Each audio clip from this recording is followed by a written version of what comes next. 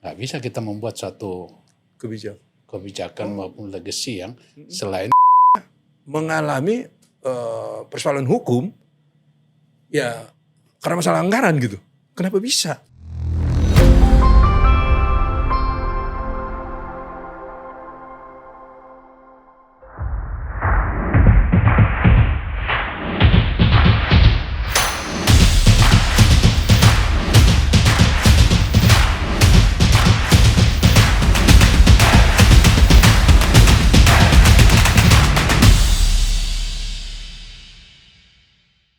Oke, kali ini saya kembali kehadiran narasumber yang luar biasa dan seorang tokoh ya masih muda sebenarnya, masih aktif dan masih produktif sebenarnya di usia beliau yang sekarang. Pemirsa, beliau adalah mantan penjabat Gubernur Papua 2024-2025. Dan sempat juga menjadi mantan wakil rektor Universitas Pertahanan. Siapa lagi kalau bukan abang saya Maijen Purnawirawan Ramses Limbong, SIP, MSI. Selamat sore. Bisa selamat sore, bisa selamat pagi, selamat malam, tergantung yang nonton ya. Oke. Sehat. Puji Tuhan, sehat selalu. Sehat. Baru saja Purna dari PJ Papua. Terima kasih Bang. Sebelumnya saya mengucapkan terima kasih atas undangannya. Boleh kita berbagi, sharing informasi. Khususnya mungkin di sini karena sang mantan, saya baru 60 tahun. Ya, saya juga udah purna sehingga relevan mungkin dengan apa yang akan saya sampaikan, khususnya sebagai motivasi ke generasi-generasi muda kita, khususnya siapapun audiens kita. Begitu saya sebagusnya juga saya menyapa. Assalamualaikum warahmatullahi wabarakatuh. Shalom, Tuhan memberkati kita semua. Selamat sore. Dan pada kesempatan ini seperti Abang bilang tadi, sebaiknya saya memperkenalkan diri yang seperti disampaikan tadi. Dari namanya tadi, ya pastinya tahu saya asli orang Batak kan gitu kira-kira. Gitu ya. Lahir di mana, Pak? Saya lahir di salah satu kampung. Kalau orang Batak bilang, asal orang Batak dari sana Cianjur mula-mula, Limbong kaki Gunung Pusubuhit. Asli masih lahir di sana? Sangat-sangat asli. Saya SD SMP masih di kampung sana. Itu kira-kira. Nah mungkin sekalian aja perjalanan pendidikannya mungkin Bang. Setelah lahir gitu. Jadi sekolah. Saya lahir di sana, sebuah desa di situ. Dari swasta bahwa di sana itu ya desa lah kehidupannya susah. Tetapi ada hal yang menarik mungkin yang bisa saya jelaskan kepada pemirsa. Saya lahir dari satu keluarga yang pada saat ibu saya mengandung saya, orang tua saya, ayah saya sedang sakit pada saat itu. Tetapi Tuhan berkehendak lain pada saat hari yang sama, 60 tahun yang lalu, saya lahir di rumah. Orang tua perjalanan ke rumah sakit di daerah saat Pengururan itu meninggal. Artinya sama sekali tidak pernah kenal namanya ayah dong ya? Betul sekali. Jadi itu yang perjalanan awal hidup saya, yang mana saya diasuh seorang ibu yang sangat baik. Dengan kita 6 orang. 6 orang saudara. Saudara saya masih 0 tahun, kakak perempuan saya yang paling besar itu 14 tahun. Diasuh oleh seorang ibu. Apa pekerjaan Inang saat itu? Pekerjaan di sana dia buta huruf. Oh. Artinya dia hanya seorang petani. Nah dia bagaimana dia berjuang untuk membesarkan 6 orang anaknya ya hanya dengan bertani. Hanya dengan bertani. Sampai hari ini Inang masih ada? Jadi kebetulan tahun 2009 sudah mendahului ya di usia 82 tahun. Dan selama hidupnya sendiri tidak menikah kemudian. Betul untuk kedua sekali. Sendiri. Jadi, untuk 6 anak ini? 6. Jadi sejak saya lahir 0 tahun sampai beliau dipanggil Tuhan. Kebetulan meninggalnya di Jakarta ini waktu itu. Nah itu. Jadi saya SD, SMP itu di kampung. Iya.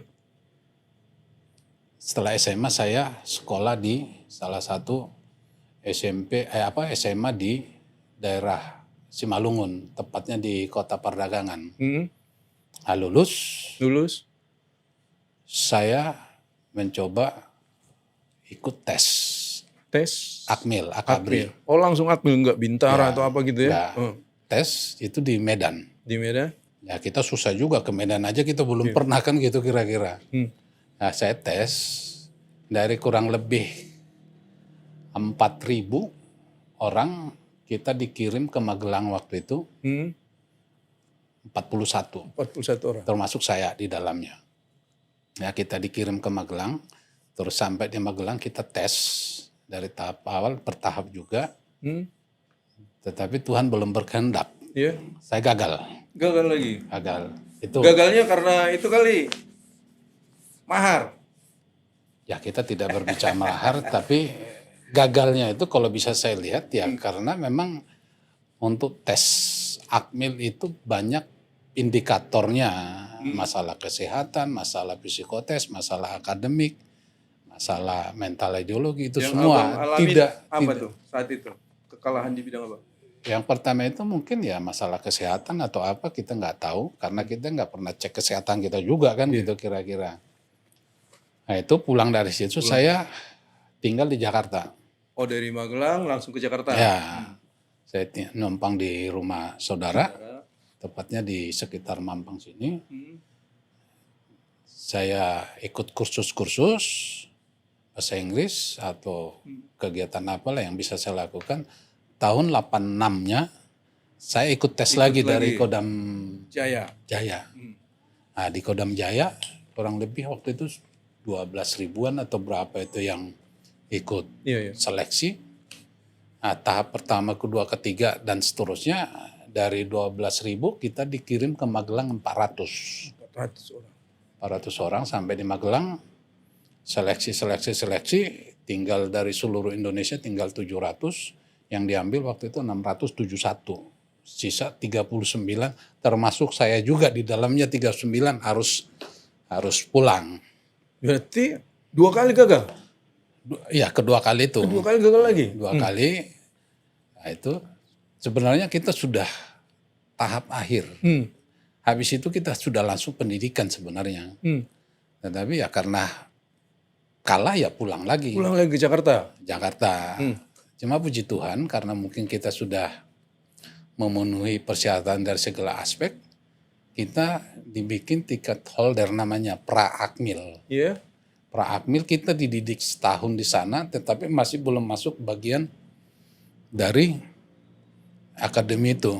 Nah, 87 kita baru masuk.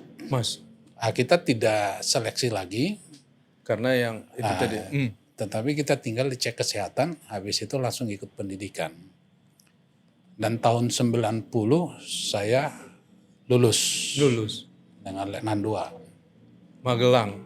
Saat itu namanya masih Akabri Bang ya? Akabri, Akmil lah pada saat itu.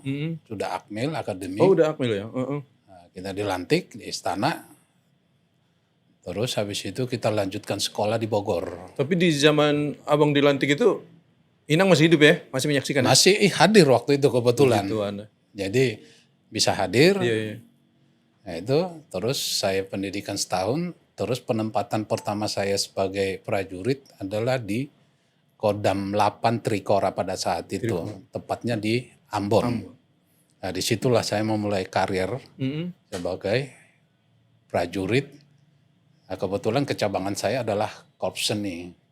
Korps Seni itu ya kebetulan teknik sipil atau apa pembangunan tempur atau apa dan sebagainya, pembangunan jembatan dan jalan. Sehingga pada tahun 92 saya ditugaskan ke Irian. Dari Ambon ke Irian lagi? Ya, selama 2 tahun tugas pokoknya itu samping pengamanan kita membangun jalan. Membangun jalan antara Trans Papua dari Jayapura ke Merauke. Tapi waktu itu 2 tahun lah, kurang lebih 15 kilo. Nah, itu. Nah, dari sana setelah 2 tahun kita balik lagi saya ke Ambon. Balik lagi ke Ambon. 94. 94. Nah, dari 94 ya saya di situ ya biasalah di satuan jabatannya naik jadi staf intelijen operasi. Habis itu tahun 95 saya naik jadi wakil komandan di situ. Masih di Ambon. Di Ambon. Nah, itu kira-kira selama saya di Ambon dan tahun 2000 saya diberi kesempatan sekolah lanjutan perwira untuk job pangkat pamen. Saya sekolah 2000 saya dapat job di Jakarta. Balik ke Jakarta. Balik di Jakarta, terus nggak nyampe setahun saya dapat tugas ke Aceh.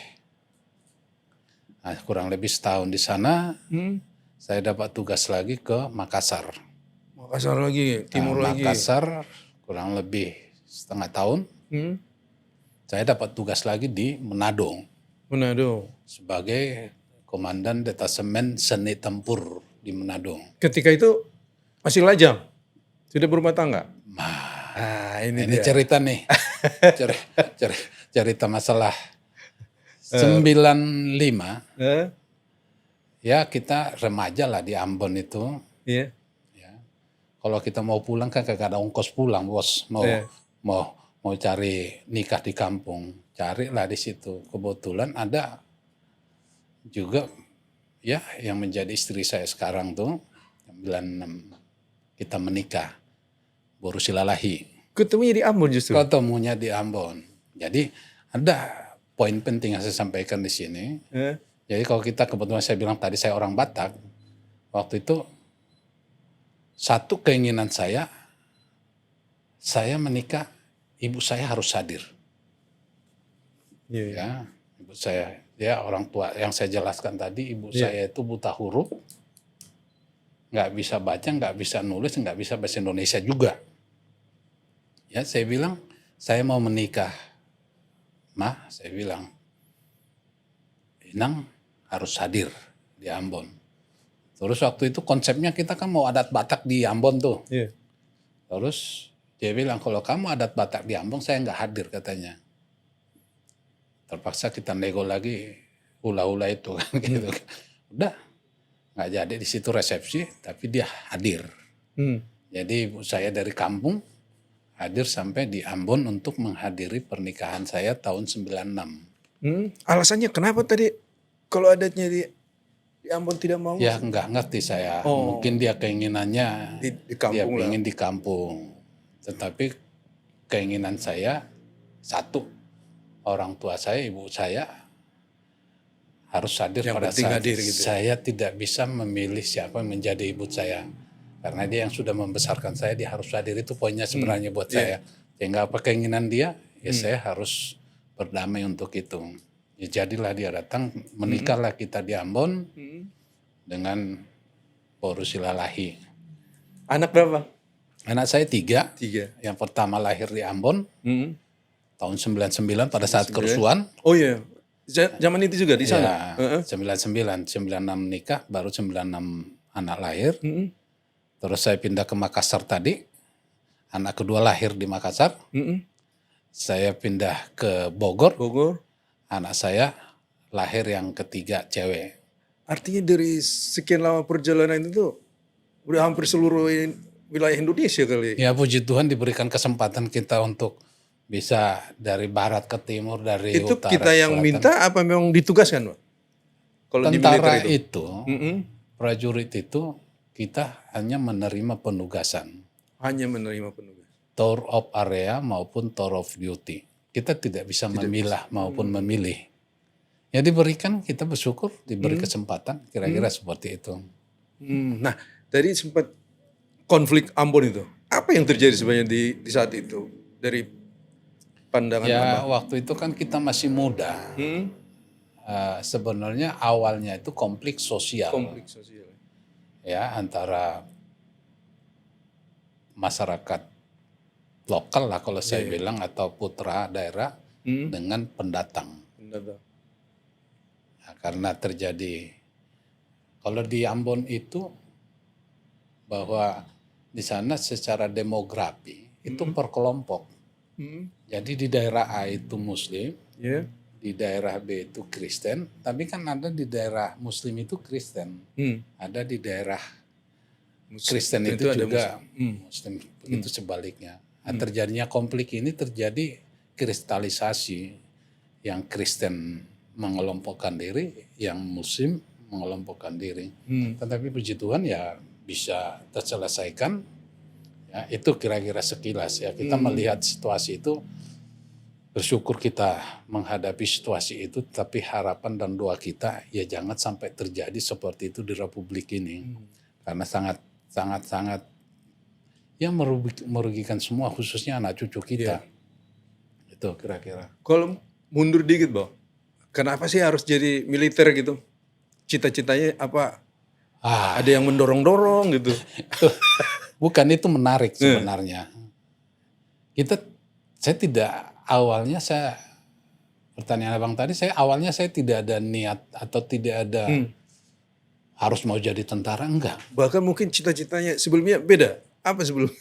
Ya kita kan yang penting lulus SMA dulu. Yang penting lulus SMA mau apa aja gitu kira-kira. ya. Jadi pada saat yang abang saya di atas saya itu, dia mungkin body posturnya itu tinggi 175-an, dia coba masuk tentara. Akabri gak gagal, Bintara gagal, terus masuk dia jadi pegawai negeri.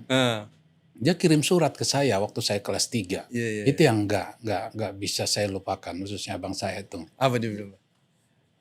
Kamu coba tes masuk Catar Akabri katanya. Kita kan masih Ya nggak tahu lah dunia itu. ya nggak tahu lah, lihat kopral aja kita takut. Kampung pula. Jadi terus saya bilang, abang kayak gitu bodinya bagus, Nggak masuk. dia pintar, tapi nggak lulus. Pesan yang saya ingat sampai sekarang apa? Kita nggak tahu dalamnya air kalau nggak kita jajal.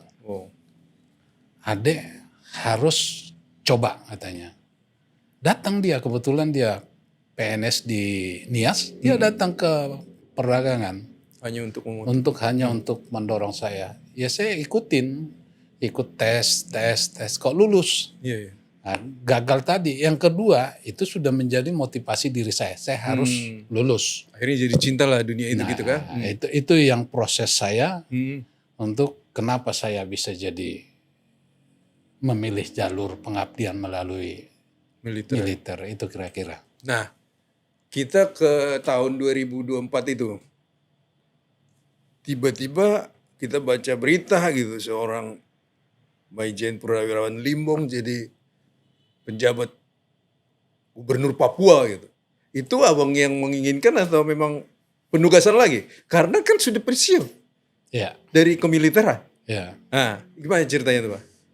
Jadi ya bisa saya jelaskan tadi, saya terakhir tadi sudah disebutkan saya sebagai wakil rektor 2 Unhan. Saya pensiun itu per 1 Januari 2024. 2024, ya. Jadi ada kesempatan untuk mengisi satu kekosongan di Kementerian Dalam Negeri khususnya di Badan Pengelolaan Perbatasan. Ada deputinya yang sudah pensiun, kebetulan basicnya dari tentara. Terus saya ikut seleksi di situ. Lulus. Dan dinyatakan lulus. Jadilah saya sebagai pejabat deputi bidang infrastruktur di pengelolaan perbatasan. Di seluruh Indonesia Pak? Di seluruh Indonesia? Kan BNPP, Badan Pengelolaan Perbatasan itu, kepala badannya itu secara ex officio adalah Mendagri. Tapi sebagai badan yang mengelola perbatasan seluruh Indonesia. Ada 18 provinsi. Nah itu. Nah, saat saya bertugas di situ, saya diperintah lagi. Perintah lagi. Ya, Limbong nanti menjadi kita usulkan untuk PJ Gubernur di Provinsi Papua. Artinya saya mau nanya gini, Bang. Penentuan penempatan PJ Gubernur itu oleh Presiden apa oleh Menteri Dalam Negeri? Kepres. Kepres ya, Kak?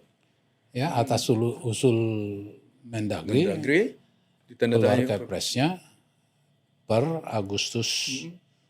Nah, jadi Kepres itu PJ Gubernur itu 1 tahun. Nah, jadilah saya jadi pejabat gubernur di Provinsi Papua mulai Agustus 2024 dan selesai waktu itu Juli 2025 kemarin. Nah, pertanyaan saya gini, Bang. Kenapa harus di Papua gitu? Sementara kan di 2024 2025 itu kan banyak sekali itu, bahkan provinsi kita Sumatera Utara juga kan ada penjabatnya. Maksudnya bukannya lebih elok contohnya Jenderal Limbong jadi pejabat Gubernur Sumatera Utara kan gitu, lebih keren gitu. Kenapa harus di Papua? Ya, kita kan sebagai prajurit, sebagai aparatur negara, kita tidak pernah kita bisa menentukan diri kita mau jadi apa. Saya ditunjuk jadi PJ Gubernur di situ, saya sebagai pribadi maupun keluarga, saya mengucapkan syukur dan terima kasih. Dan saya melaksanakan tugas itu selama 1 tahun dengan baik. Iya. Ya itu, jadi tidak ada, seperti saya bilang tadi, saya penugasan hampir di seluruh Indonesia tadi, kan tidak pernah saya rencanakan dan tidak pernah saya minta. Iya. Saya ditugaskan ke Aceh, saya tugaskan ke Irian, saya Manado, ya jalan aja. Itulah perjalanan hidup kita. Nah, berarti otomatis setahun penuh lah di Papua. Kemudian ini, Bang, ada nggak semacam legacy apa atau mungkin momen apa yang Abang ingat yang mudah-mudahan ini menjadi motivasi buat orang Papua yang pernah menjadi rakyat Abang saat itu? Kita itu, khususnya saya dan berkeluarga berkomitmen. Karena tahun 92 secara sosiologi saya sudah paham. Kita menyentuh masyarakat itu. Jadi masyarakat di sana itu kan masih butuh perhatian. Itu mungkin yang bisa kita lakukan.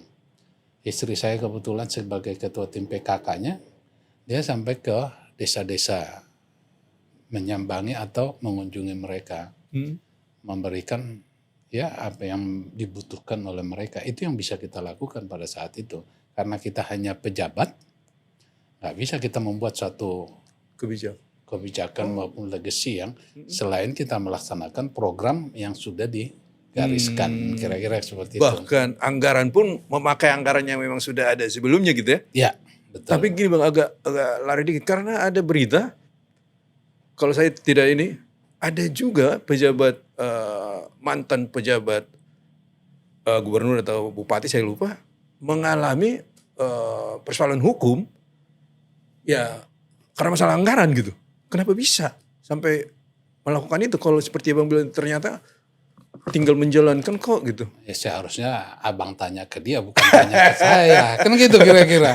Artinya kalau kita melakukan itu baik prosedural, kita serahkan kerja ke DPRP kalau di Papua, diproses, baru dilaksanakan kan nggak ada masalah. Jadi tinggal bagaimana melaksanakan komitmen itu. Ya, kenapa dia ada masalah hukum? Ya seharusnya ditanya ke sana, Bang, bukan tanya ke saya.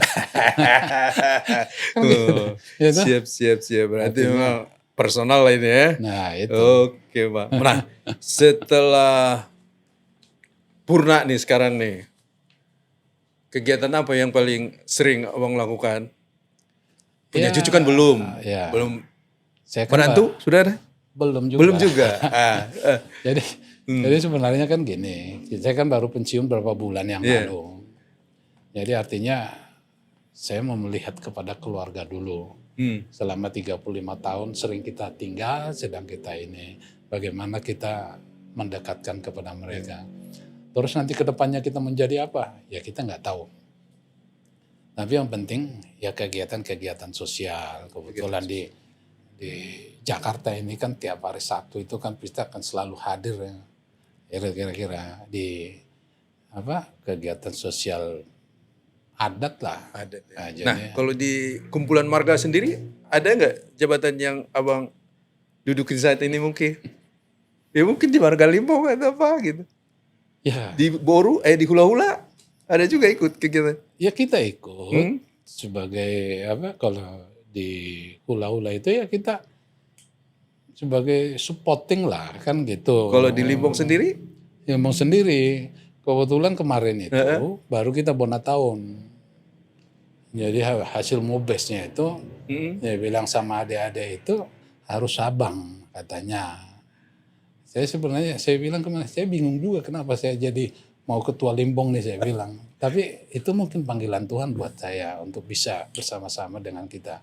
Bagaimana saya bilang, poin yang saya bilang kalau saya mau ditunjuk semua harus sepakat. Yang kedua, saya membangun regenerasi yang baik dan benar. ya betul.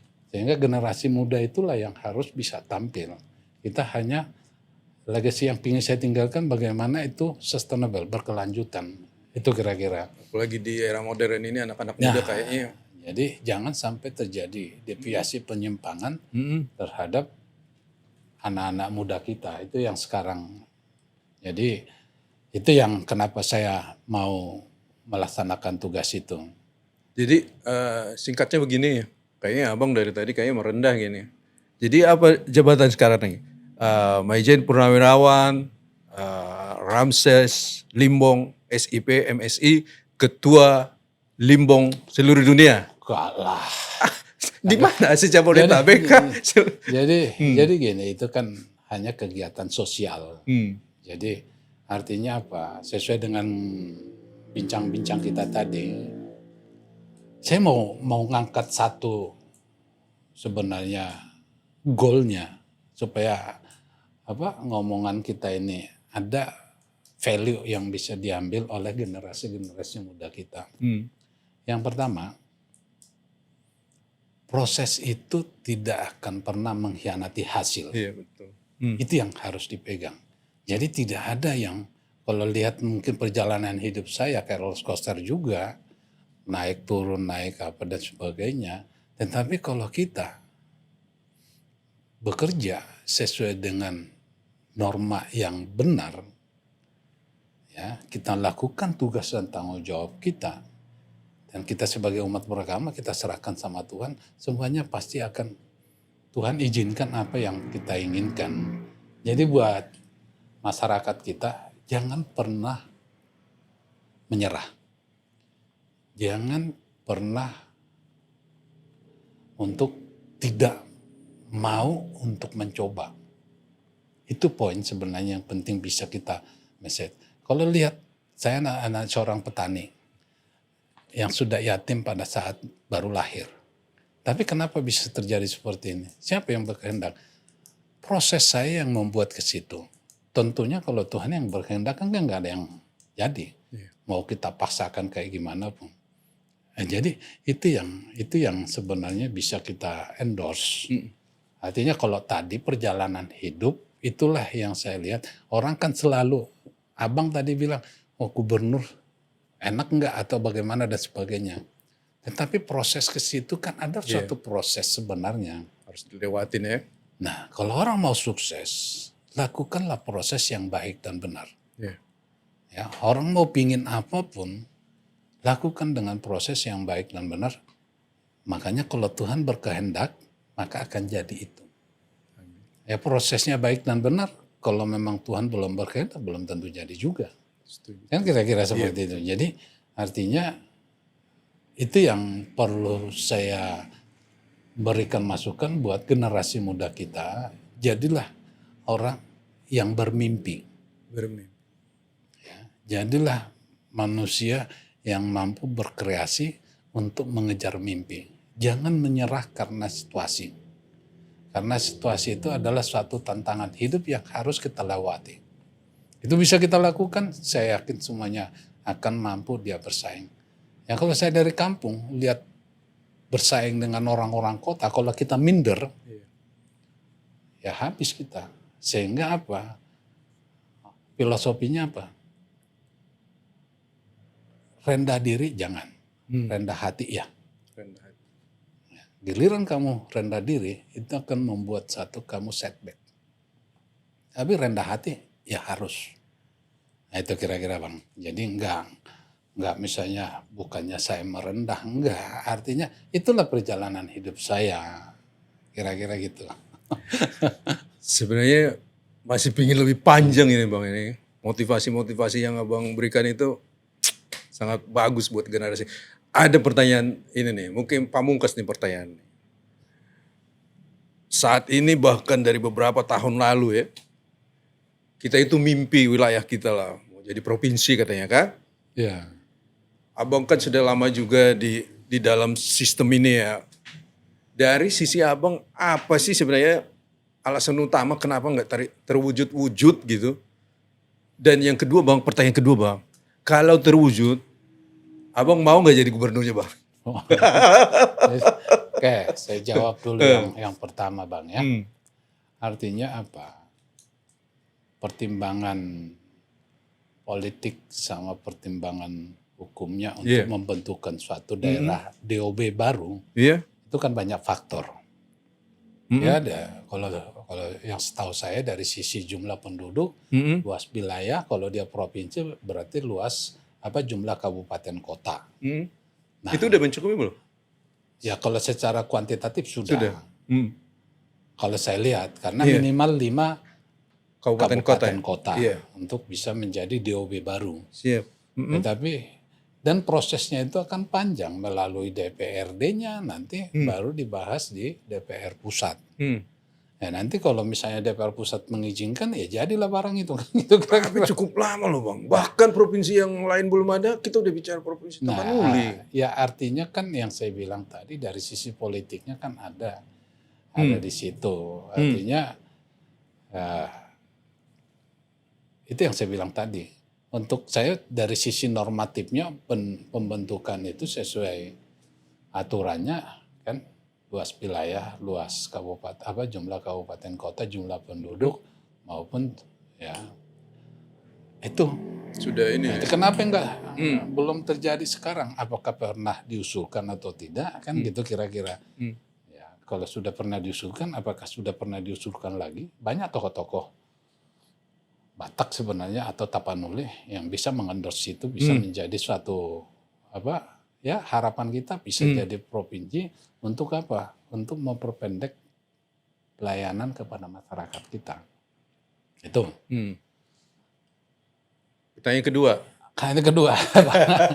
Yang kedua nih, artinya gini. Sejak saya lahir, saya tidak pernah mau jadi jadi tentara, saya nggak bermimpi. Iya, balik lagi ke yang tadi ya. Malah didorong-dorong. Tetapi kenapa saya mencintai? Ya, ya karena memang setelah saya gagal itu saya harus lulus. Itu motivasi sehingga saya mencintai profesi saya. Nah, sekarang kalau misalnya ya kan seandainya ya kita jangan berandai-andai dalam hidup. Iya. Ya, apapun yang terjadi besok atau lusa kepada saya kan saya nggak tahu. Tetapi mimpi kita untuk sesuatu apa? Satu hal sebenarnya yang Abang perlu catat. Apa yang bisa bermanfaat buat masyarakat sekeliling kita. Itulah sebenarnya makna hidup, bukan karena jabatan atau apapun. Iya. Ya, itu. Jadi jabatan atau apapun yang saya sandang selama ini hanya sebagai sarana yang diberikan Tuhan kepada saya untuk bisa melakukan sesuatu yang berguna atau yang baik. Itu kira-kira. Jadi bukan kita mengejar jabatan itu, tapi apa yang bisa kita lakukan dengan jabatan itu. Itu yang penting sebenarnya di dalam hidup. Jadi jangan kita ngejar suatu jabatan yang pada gilirannya lakukan dengan cara apapun, itu yang gak pernah bermakna. Tetapi kalau kita apa yang diberikan Tuhan kan tidak harus pejabat kita. Saya di SMP saya kecil nih, ya saya datang ke sana, saya sumbang drum band, yang itu yang bisa saya lakukan untuk memotivasi anak-anak muda di situ. Saya jelaskan kepada anak-anak SMP itu. Itu yang bisa saya lakukan. Nah sekarang banyak sebenarnya yang bisa kita lakukan, peran kita sebagai putra daerah. Ya kan? Bagaimana kita untuk menjaga atau mengembangkan daerah kita. Kan tidak harus pejabat. Yang penting kita bisa bersepakat. Di pembangunan rumah ibadah di sana, tidak harus besar Bang. Berapa yang kita mampu, ya kita kasih. Itu kira-kira. Jadi tidak harus jadi gubernur baru bisa kita membangun Sumatera. Dengan kelompok-kelompok kecil, ya kalau semboyan orang Batak kan sepatu rehutan api kan. Artinya dengan itu aja kita bisa pulang kampung atau apapun. Apa yang bisa kita lakukan? Sebenarnya nggak harus yang besar-besar. Lakukanlah hal-hal kecil yang membawa dampak kepada hal yang besar. Kira-kira gitu. Iya Bang. Lagi-lagi saya bilang perbincangan yang sangat menarik. Mungkin di episode berikut kita bisa bicara lagi Bang. Tapi ada satu lagi Bang. Nah, Abang kan lahir di sekitaran Danau Toba. oke. Menikmati bagaimana itu danau, mungkin mandi di sana juga saat itu ya. Nah, Nah di akhir-akhir ini perkembangannya dari sisi Abang pesat, bagus, atau semakin gimana ya? Tidak sesuai Makin harapan mundur Abang atau sebagai gimana? putra daerah. Bagaimana pandangan Abang terhadap perkembangan Danau Toba sekarang, khususnya di Samosir lah, di sekitaran Abang? Apa yang Abang saksikan?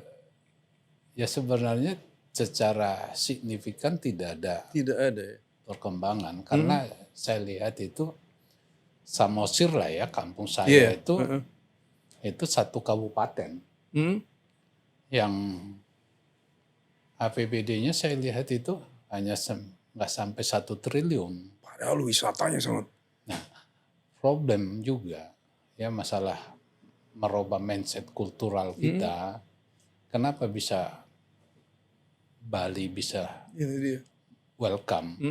Nah, kita juga banyak di medsos yang bisa kita terima hal-hal yang kurang bagus dari pelayanan publik di Di daerah kita. wisata-wisata kita. Samosir khususnya ya, Sumatera Utara umumnya, tidak kalah dengan daerah lain. Berarti kan harus dicari solusinya Bang. Oleh siapa? Ya oleh kita semua, termasuk khususnya pemerintah. Kayak Samosir, apa sih unggulannya di situ? Iya, unggulan. Tanahnya kan relatif tandus. Berarti yang unggulan yang saya lihat di situ sebenarnya unggulan prawisata. Pariwisata. Nah, bagaimana untuk mengemas prawisata menjadi daya tarik? Daya tarik dalam hal ini menjadi suatu termemori buat orang wisatawan. Ya udah. Kalau datang kita sekali, Langsung lupa gitu ya. langsung lupa. Berarti nggak Orang berhasil. ke Bali mau 10 kali dalam setahun atau 2 tahun, Nggak pernah bosan. dia tidak pernah bosan. Itu sebenarnya clue-nya yang harus dicari. Kenapa? Kenapanya itu harus terjawab. Orang datang sekali tidak niat lagi datang kedua kali, berarti kan ada sesuatu. Saya nggak bisa menjawab karena apa. Tetapi yang bisa sebenarnya ya bagaimana pemerintah daerah itu bisa melihat itu sebagai potensi, ya potensi sangat besar potensi. Samosir khususnya kawasan Danau Toba kan sudah ada otorita. Danau Toba. Dimanfaatkan itu sebenarnya bagaimana untuk ya. Jadi itu yang saya lihat Bang. Jadi nggak bisa saya harus bagaimana. Tapi kita minimal apa yang bisa kita lakukan. Ya, urun rembuknya. Tapi yang menjadi penjurunya adalah Pemda setempat. Nah, kalau Pemda setempat mampu berkomunikasi dengan anak-anak perantau, ya mungkin akan lebih ya membangun infrastruktur sarana dan prasarana dan sebagainya. Ya itu. Tetapi kan harus terjawab dulu. Udah pernah belum data berapa sih kunjungan wisatawan? Terus berapa yang datang lagi? Ada nggak? Ya kan itu sebagai hal penting sebenarnya. Kalau orang datang, Abang misalnya mau ke Bali, 1 kali. Pernah lagi nggak ke Bali nggak? Pasti pernah. 2 kali atau ketiga kali. Nah sekarang itu kan perlu harus dikaji Bang. Dalam menentukan suatu rencana strategi jangka pendek maupun menengah bagaimana untuk membangun pariwisata di wilayah Samosir sana. Nah, kalau itu bisa dilakukan, saya yakin PAD-nya dari sisi pariwisata pasti akan makin meningkat. Impact-nya apa? Masyarakat kita, efek dominonya akan semakin sejahtera. Betul. Ya itu. Itu udah seperti gubernur tuh kayak itu gubernur Sumatera. Bang, terakhir sekali nih Bang. Dari tadi saya dengar dari awal itu menyimak itu Abang tuh cocoknya menjadi motivator Bang. Maksud saya gini Bang, untuk terakhir kali nih Bang, untuk penonton kita khususnya anak-anak muda dan Gen Z lah dan generasi Alpha sekarang ini di era digitalisasi ini yang kadang-kadang kita melihat anak-anak kita itu kayak lebih mencintai itu semua gitu daripada kita orang tuanya gitu. Maksud saya silakan Bang mungkin motivasinya yang terakhir buat anak-anak kita Bang. Ya, perkembangan teknologi, Yep. perkembangan media sosial atau apapun itu suatu keniscayaan yang akan selalu makin berkembang dari hari ke hari, dari zaman ke zaman. Betul. Ya. Nah sekarang yang dibilang tadi kadang-kadang anak-anak kita lebih menghargai gadgetnya daripada orang tua. Ya berarti kan ada bahwa anak-anak itu kan tidak langsung tumbuh dia. Sekarang banyak orang tua kita supaya tidak nangis Betul. dikasih mainan itu. Ya kalau zaman kita dulu di kampung kan nggak ada, kita harus cari mainan kita baru kita bisa main. Tetapi harapan saya bahwa apapun ya karena bercerita masalah gadget tadi, disitulah peran orang tua sebenarnya. Bagaimana dia, jadi jangan nanti sesudah susah baru dia nyesal. Tapi kalau ada komitmen di dalam satu keluarga itu, oh kamu boleh. Anak-anak saya dulu, kalau sekolah dia setelah Pulang sekolah. Bukan pulang, setelah hari Sabtu baru bisa pegang gadget. Nah sekarang kan, tapi saya yakin dan percaya bagaimana kita berdamai dengan perkembangan zaman buat orang tua tanpa kehilangan jati diri dia sebagai anak yang memiliki mimpi. Menurut saya sih, kreativitas anak itu dimulai dari situ. Baik saja kan tidak cukup. Tetapi bagaimana anak-anak kita punya inovasi melalui media tadi, tinggal bagaimana kita orang tua nih, bagaimana kita membuat anak itu berjalan di dalam rel tadi. Kita nggak bilang pokoknya harus begini kan nggak bisa. Karena apa? Yang keniscayaan tadi, media itu kan sudah masuk ke ruang tidur tanpa bisa diawasi oleh orang tua tadi. Nah itu kira-kira. Ya. Jadi media sosial itu suatu keniscayaan yang nggak bisa. Tinggal bagaimana komitmen di dalam orang tua untuk bisa kepada anak itu juga supaya bisa paham. Karena apa? Karena masa depan itu yang saya bilang tadi, poin tadi, proses tadi kan tidak akan pernah mengkhianati hasil. Kalau prosesnya udah baik sejak usia dini sampai anak-anak sampai SMP, khususnya SMP, SMA itu adalah usia pencarian jati diri buat anak-anak. Sehingga peran orang tua sangat dominan di situ. Nah, nanti kalau udah kuliah dia kan sudah mandiri, kira-kira seperti itu. Jadi media sosial, gadget itu suatu keniscayaan sesuai dengan perkembangan zaman yang nggak bisa nggak boleh kamu pegang ini. Ya tinggal mungkin bagaimana komitmen di dalam suatu, dan harapan saya juga buat anak-anak muda tidak lelah untuk berinovasi, tidak bosan untuk berkreasi. Itu. Carilah, kejarlah mimpimu, dan orang tua kita juga bisa mendorong itu.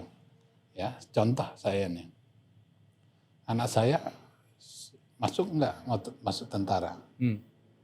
Dia nggak mau. Artinya mungkin dia cara pandangnya akan beda dengan kita. Saya nggak bisa paksakan. Nggak bisa paksa. Dia bilang nanti saya coba Pak. Dari situ saya ambil kesimpulan berarti dia tidak Tertarik. minat. Itulah pilihan. Ya saya dorong sama dia. Nah sekarang dia nomor 2 tuh di IT. Ya sekarang kamu sudah memiliki manajemen sendiri terhadap diri kamu. Kamu mau jadi apa? Orang tua hanya mensupport. Itu doktrin saya sama dia. Jadi tidak bisa karena dia anak kamu harus begini. Silakan. Kamu mau begini silakan. Tapi orang tua hanya pingin kamu sukses kamu di bidang kamu. Itu kira-kira. Terima kasih banget Bang motivasinya. Lain episode kita ketemu lagi. Oke teman-teman di rumah. Satu hal yang saya ingat dari perbincangan tadi, khususnya anak-anak muda, teruslah berkreasi, berinovasi, dan jangan lupa bermimpi. Jangan lupa bermimpi, lakukan tugasmu dengan serius, sisanya biar Tuhan yang menentukan. Ciao.